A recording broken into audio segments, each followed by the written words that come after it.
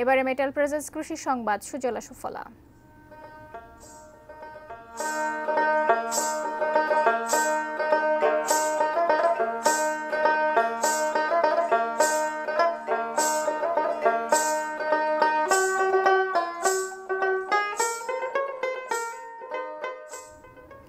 বাণিজ্যিকভাবে গ্রীষ্মকালীন সবজি চাষ করছেন ঝিনাইদহের কৃষকরা। বিশেষ করে মূলা চাষে ভালো লাভ পাওয়ায় উন্নত জাতের মূলা চাষে আগ্রহ বাড়ছে কৃষকদের।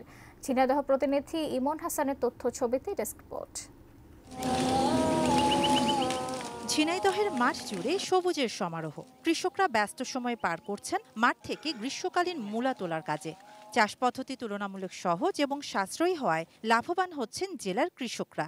অন্যান্য সবজির পাশাপাশি চাষ করা যায় এবং দাম ভালো পাওয়ায় গ্রীষ্মকালীন মূলা চাষে তাদের আগ্রহ বাড়ছে।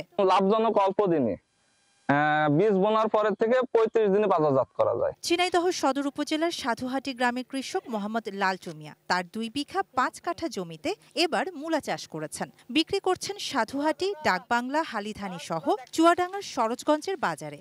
অসময়ের এই সবজি আগ্রহের সাথেই কিনছেন ক্রেতারা। দাম পাচ্ছি ভালো, 45 টাকা, 40 টাকা, 50 টাকা কেজি।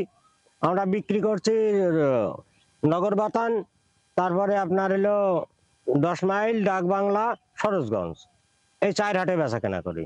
বাজারে সবজির সংকট ও মূল্যের ঊর্ধ্বগতি ঠেকাতে গ্রীষ্মকালীন সবজির চাষে সহায়তা দিচ্ছে কৃষি বিভাগ। প্রায় 5500 হেক্টর জমিতে গ্রীষ্মকালীন সবজি চাষ হচ্ছে, তার মধ্যে মূলা অন্যতম। প্রাথমিক পর্যায়ে মূলার দাম বেশি থাকার কারণে কৃষকগণ মূলা চাষের দিকে আগ্রহ প্রকাশ করতেছেন।